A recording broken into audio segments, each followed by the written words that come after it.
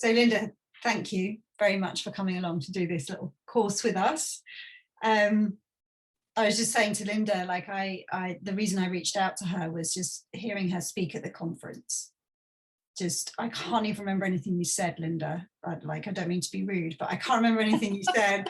But I know but I know it really moved me deeply. And so that's why I wanted to, whenever I get impacted by someone like that, I want to share them with everyone else who's in this program. So thank you for coming along. Well, when we were kind of thinking about what we might how we might want to set this little course out, you mentioned that there was a Sid Banks quote that you'd love to use as a theme for this whole month that we're together, and I read it and I was in the middle of doing something, figuring something out, sorting something out, trying to figure out how to do something so that someone else would do, and I read it. And I got to the end and I read it again. And I put down what I was doing and I read it again. And I'd never heard that quote before. And I'd love it if you would share the quote with us and why it's so meaningful for you. But it was a stop me in my tracks moment. Mm. Yeah, I hope I'm able to say it with, with absolute faith to the way Sid said it. I don't have it in front of me, but it is, love is an intuitive way of life, knowing what to do and when to do it, giving without fear or need of return, trusting in the abundance of life, the great abundance of life. Something close to that. Yeah, that's beautiful. It's so funny that when I was first learning the principles, when I met Bill Pettit 18 years ago, I was listening to Second Chance, and I heard Sid say something that hit me so hard that I stopped and I memorized it in that moment. It was, love is a living, breathing essence. Love is a living, breathing essence that the wise can pluck from the air at will, and then like a master artist, mold it into something beautiful. And I loved that. And then years later, I was actually going through all of Sid's books and picking out quotes that really touched me, because I wanted to use a quote at the beginning of each chapter of a book that I was writing. I'm still writing. And I came across this one. And I thought, oh my goodness, I've read these books probably 50 times each, if not more. And I don't ever remember Sid talking about love as an intuitive way of life. And that was really beautiful, life-changing. What is that? Because I know we wanted to talk today about an intuitive way of life. And I've heard you talk about intuition before, but what does that mean? Love is an intuitive way of life. Like, I don't even understand the sentence. What does it mean to you? Tell me more, basically. Tell me a bit more. Well, I think about intuition. There's an author by the name of Francis Scoville Shinn who wrote back in the 1920s, who wrote that intuition is being taught from within. Well, if all that really is at the source of life is love, which is what I see, then intuition is just when our eyes are wide open in love and we see with crystal clarity from the place of love. And so I think of intuition that way, as just simply the eyes of love being wide open, or my third eye, the eye of knowing, the eye of seeing, the eye of glimpsing beyond what is visible. When that eye is wide open, then I'm living intuitively. I had an extraordinary experience, Nicola, a couple of weeks ago. It was so little, but it was so extraordinary to me. I was walking down to a beach with my 4-year-old grandson. And he had his little pail with all of his sand tools in it. And his little 2-year-old brother had run ahead, and his mom was chasing after him. And so I said to her, I'll stay with Luke. And Luke just plunked down in the sand and started digging. And I thought, well, okay, fine. He doesn't want to go to the water yet. So I stood there for a while and kind of crouched down, and we were digging in the sand. But he was getting frustrated because every time he filled his little sand mold and turned it over, it would just fall apart because the sand was just sandy. Yeah. And so I said, Luke, honey, if we go down closer to the water, the sand is wet because the waves have come in, and it'll be much easier for you to use your little mold. Okay, Grammy, he said. And so we walked probably 75 feet down to closer to the water. And then he sat down, he dumped over his little sand pail, and his shovel was missing. And I said, Luke, where's your shovel? Because he'd had a really distinctive little orange shovel. And he said, oh, Grammy, I buried it up there in the sand. and I like, oh, would you go find it for me? And so I said to my daughter, I'm going to go see if I can find his shovel. Maybe he left it sticking up. So I walked up. I wasn't exactly sure where we were. And of course, there's just this big sea of sand, that's eddied by the wind. And so I walked up and I stopped to where I kind of thought we were close to, but I couldn't be sure. And I looked, do I see anything that indicates where I might dig or where the shovel is? But then there was just this moment where I was just aware, oh, I'm so grateful I'm on this beach. This is beautiful. The wind is beautiful. It's sunny. I mean, it's just gorgeous. How am I going to find this little shovel? I really want this little boy to have a good experience here and be able to dig in the sand down there. It was just kind of a moment. And then the next thing that happened was that I literally felt like something walked me. It was kind of weird, but I trust this, so it wasn't super weird for me. And I walked about 10 feet. I wasn't really aware of any particular thought, like look here, look there. I walked about 10 feet. I bent down. I put my hand in the sand. I dug down about 4 to 5 inches and pulled up the shovel. Completely hidden. And I stood there for a while with the shovel in my hand and thought, oh my goodness. If the invisible spirit, the infinite spirit behind life, can find or point me to find this little shovel, why do I worry about anything? There is absolutely nothing to be anxious about, ever. And it was like at a new level, I felt that, I saw that, that if mind has my back to find this little orange shovel for my grandson, mind has my back in everything. And it's really been a comfort, because I don't experience a huge amount of anxiety anymore. I've gone from, at the time I met Bill, being someone who had a diagnosable panic disorder to someone who, I didn't know that. I didn't know. Oh yeah. Oh yeah, I had extraordinarily disabling panic attacks. I would go through periods where I didn't, and then periods where it would get really, really bad, as it often does for people. It fluctuates, waxes and wanes. It was very obsessive, and gosh, now I might have little surges of anxiety, but I had one the other day actually, and I remembered the shovel. God's got this. Love's got this. And so when Sid wrote that love is an intuitive way of life, there's kind of a feeling behind that story that's what I think about, that we truly are guided in everything, big, medium, and little. I say that right, backwards, little, medium, and big, whatever. We're guided by everything and everything. And that's entirely trustworthy. Do you think it's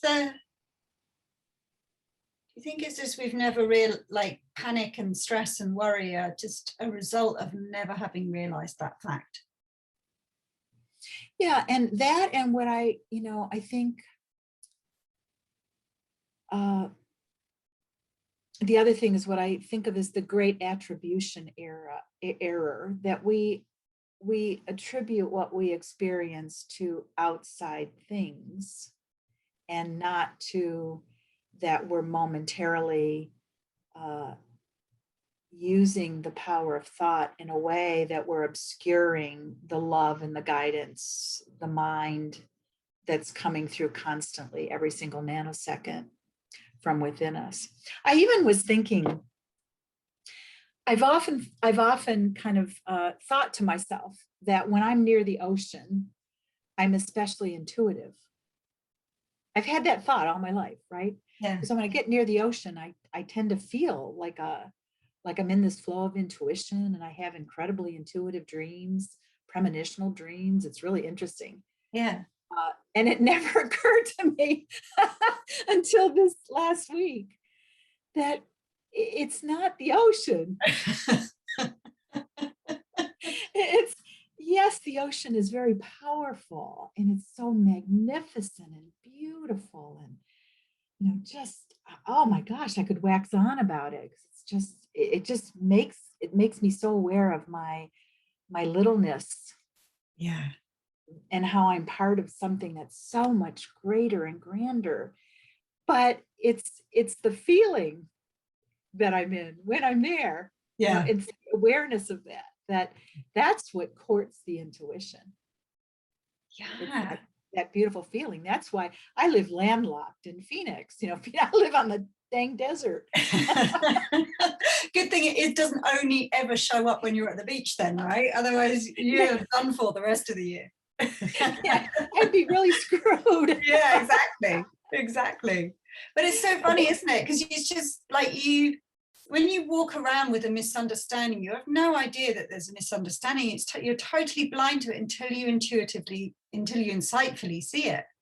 Yeah. So like you'd think, right, with all your experience and in the principles and being really, deep in the principles conversation, that you would have realized that, oh, this feeling has nothing to do with the ocean, right? And it's like, yeah, all these years in, and you don't see it until you see it, and then you realize it. Right. So we always say this is kind of like a conversation that just keeps giving and giving and giving. Yeah. But I love that example because it kind of gives us all permission to forget or not know, not have yet realized. Yeah. That's all. We just haven't yet realized. And every time we have a realization, it's like a misunderstanding falls away. And I guess in the words that we're using here, there's just more space for intuition. There's more space for that, whatever it is that took you to the shovel, that thing that lives our lives for us. Yeah. Yeah. I am. One of my very first insights, and people listening to this will probably know this already, so sorry guys if I'm boring you, but probably doesn't know this about me, but one of my very, very first insights, so I had, like yourself, panic attacks, anxiety, stress for like 20 years. And one of my very first insights, I used to think about, worry about migraines all the time. So like, what will I do if I get one now? What will I do if I get one now? What will I do if I get one now? What if I go there and I get one? What if I say yes and then I get one? How will I get back if I get one? Who will I call now? And constantly living in this fear of migraine. And my first big insight when I first bumped into the principles was, when it happens, I could take care of it then. And my friend sitting opposite me said, no, Nick, when it happens, you'll be taken care of. As in, the first insight let me see, I don't have to worry about that now. And all my thinking fell away. And then she said, because I thought, oh no, fine, I can take care of it then. She said, no, you'll be taken care of. And that was just, I still get goosebumps now, and it was like 8 years ago. I saw that in the moment I would be handed the thing that took you to the shovel, like something would bring me an idea of where to sit down or how to get my pills or who to ask, or I didn't even have to come up with it at some point in the future. It would be handed to me when required. And that's that same thing, this whatever this indefinable thing is that's living our lives moment to moment for us quietly in the background without us noticing most of the time. Most of the time, yeah. I mean, it's never not, but Yeah. it's just quite often we're just asleep to it, right? You know, in the Second Chance, Sid Banks's first book that he wrote, which I love. I love the first two in particular, Second Chance and In Quest of the Pearl. Yeah. There's in the first few chapters, as Richard, the student, is walking toward the first contact with Jonathan, the teacher, there are a number of times where Sid wrote that he felt pulled by an energy, and that he felt like a vibration in his body. And I think he said it felt like the hair stood on his skin, and he could feel this draw, and he'd never felt anything like it before. And he said Sid wrote, it was as tangible as the sidewalk he walked on. And I love that, because that's how I experience this intuitive flow, this intuitive draw when I'm conscious, I'm aware of it, that it has that feeling. It's very tangible. There, Yeah. I was tangibly aware at the ocean as I was moving toward that shovel, that there was something, there was a feeling of being guided towards something, but there was still that moment when I put my hand in the sand, dug down 5 inches and pulled the shovel right up, that I was like, whoa, Yeah. that's really powerful. Yeah. Yeah. And so immensely practical as well, right? It's not some like Yeah. woo-woo thing that it's really nice to like tap into every now, like that's a very practical example. Yeah. So I was watching, I do practitioner training at the moment, and I was watching a client and coach conversation today as part of the mentoring I do as part of that. And what I was watching was to my mind was a client who had never had no recognition of this role of intuition, and so was totally, and I totally remember this feeling, but like trying to, had such a head full of thought and stories, and then this happened and that happened, and I have to do this with that person, this with that person, and then what if this happens, and then, but what do you think about this, and should I do that? And like, what would you, how would you even introduce somebody to the fact there's something other than that navigates your life? And you must work with people like that, see people like that all the time. I mean, it's most of us, right? Let's face it, it's most of us that walk the planet doing that. So obviously you've bumped into a few, but. Well, I think that you put your finger on something that's really important, that we have all been taught, although I think this is changing, that intuition or an intuitive way of life, living that way, is woo-woo or airy-fairy. Yeah. And so people hide their knowing. They just don't talk about it. Or they're conscious of it. They have stories of it. They wonder about it, but they tend to keep it a little bit invisible. I mean, maybe there are some people who've never, ever wondered about it or thought about it, but I haven't met very many. And I've been doing this helping work for over 40 years. So my experience has been that when I start to talk about it, say, have you ever had an experience like this? Or, God, this thing happened to me, ever had anything like that? It's like the stories come flooding out. Yeah. But there's no understanding of the logic of it. Yeah. So it becomes something that is unpredictable, unsustainable, not entirely trustworthy, kind of a thing that just happens from now and then that we don't know. And I'll defer. There was a famous psychotherapist, Virginia Satir, who said that her job was to help people become consciously competent at what they were unconsciously competent at. And that's kind of the way I think about this, that as soon as as soon as I start explaining the logic of the principles and how they predict intuition, then that becomes something that people are more conscious of in their lives, and it becomes very valuable to them, to recognize that they really are guided. So how do you describe the logic of the principles that describes this? Like if you were to share it with me and people watching now, like what's the logic behind it? How is it, like how does that work? Well, in the years of especially when I was doing psychotherapy for 16, 17 years after I met Bill, most of the clients who came in to see me had zero introduction to the principles. Mm. And in my first session, I had developed kind of a little 3 to 5 minute thing that seemed to provide a little bit of the logic, and enough that people would usually say, oh yeah, that's kind of interesting. I don't pretend to understand it, but yeah, I'm interested in hearing more. And so I would just talk about mind as, I would say that there are 3 principles that work in harmony together to explain our entire psychological experience of life. And mind has been called many things. Physicists have called it energy, and now they recognize it's the energy before energy. Yeah. And spiritual people have called it chi, ki, God, ma'at. They have all kinds of names for it. Biologists have really kept it very simple and just simply called it life. Yeah. And if you've ever been with someone who's died, you understand that there is a moment where life is present in the body.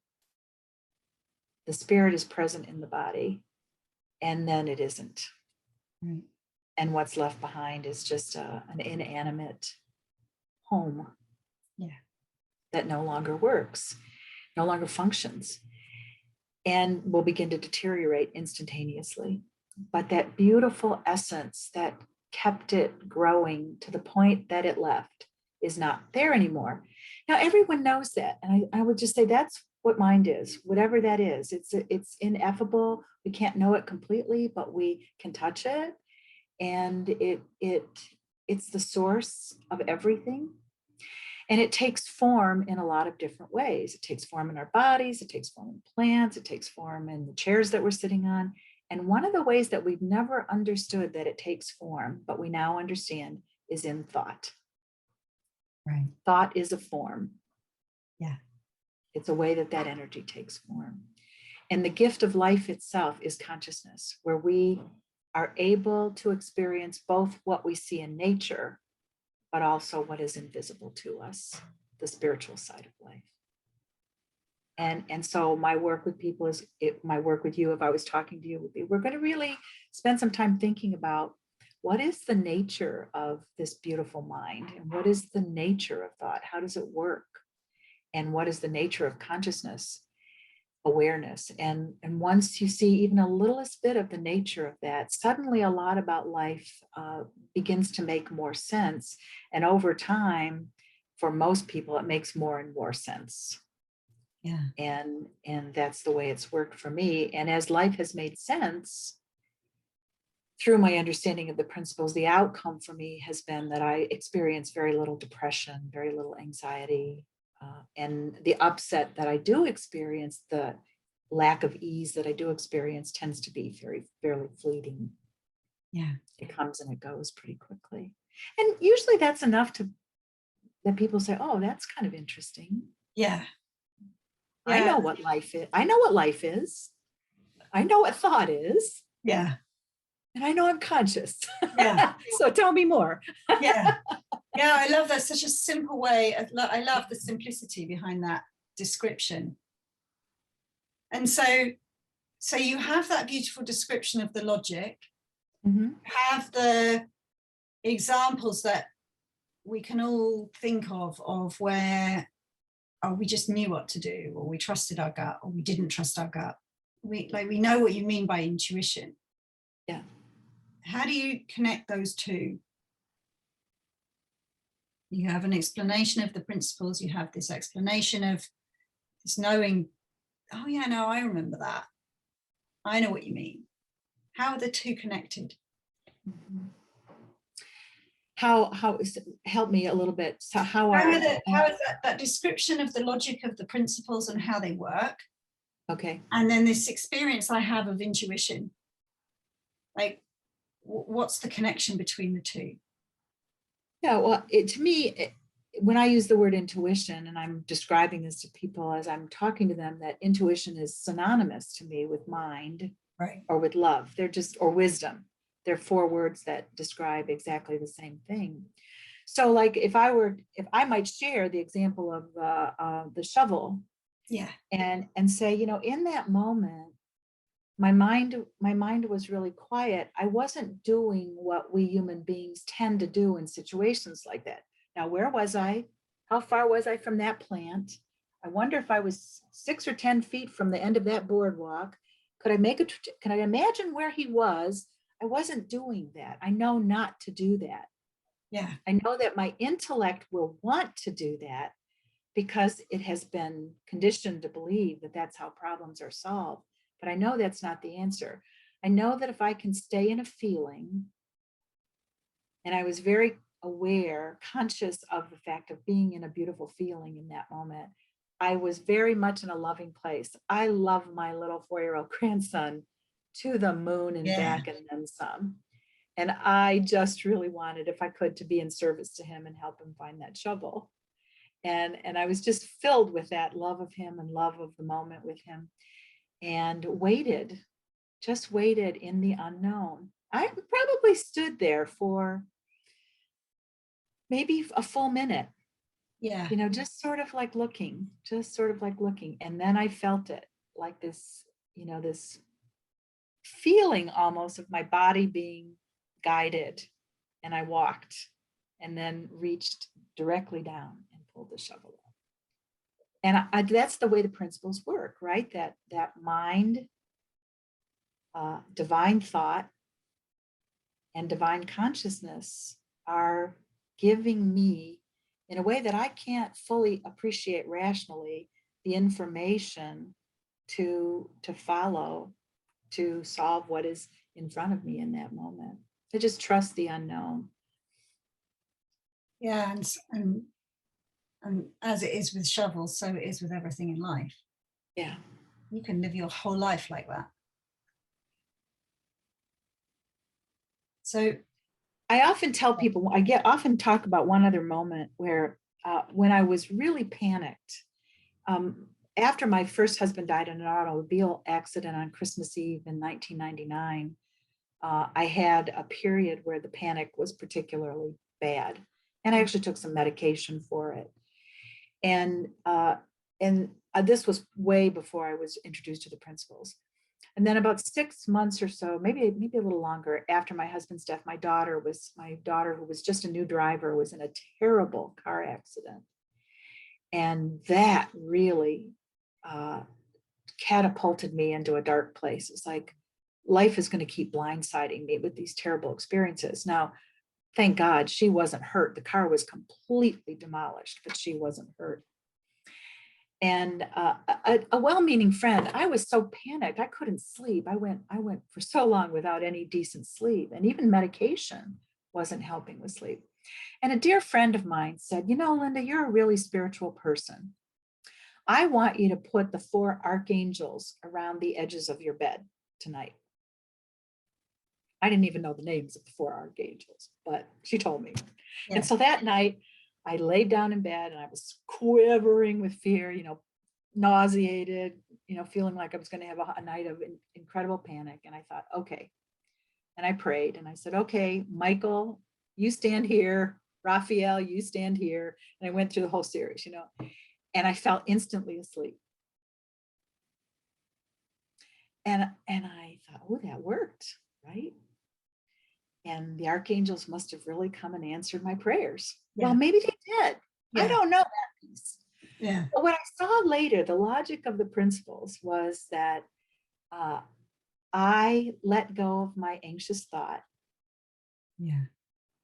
I was aware of letting go of my anxious thought. I got aware in that surrender of a feeling that is always behind life, of love and peace, faith and trust. Took a deep breath, quieted down, and did what my body needed to do. I went to sleep. And maybe there were angels that came and stood around my bed. Maybe there were, I don't know. I didn't see them. Yeah. But maybe they were there. But I recognized that now that I was just in harmony with the way the principles operate. And what I experienced when I was in harmony was just wisdom. I just fell asleep. I did what my body needed to do. Yeah, and peace. And peace. So one last thing I want to ask you in this module, because it's a question that I'm sure you've been asked a lot of times, and I hear it again and again. I just love to hear your answer to it. Mm-hmm. So how do I know if it's thought, or how do I know if it's wisdom? How do I know if it's my intuition, I can trust it, or is it just my thinking? How can I tell the difference? Well, I will default to Sid Banks there, because he helped me a lot with that. And I believe it's in Quest of the Pearl, midway through. There is a place where he says, wisdom is never disturbing. Wisdom is a whisper. Wisdom comes not with the roar of the lion, it comes with the bleat of the lamb. And I trust that. So I'm looking for that subtle quality of thought that's coming through, that is quiet, that when I hear it, I just know it. Yeah. And I trust that knowing. But it's interesting that right after that, Sid writes, and it's always got the and, right? And when wisdom comes through, the ego gets jarred. Right.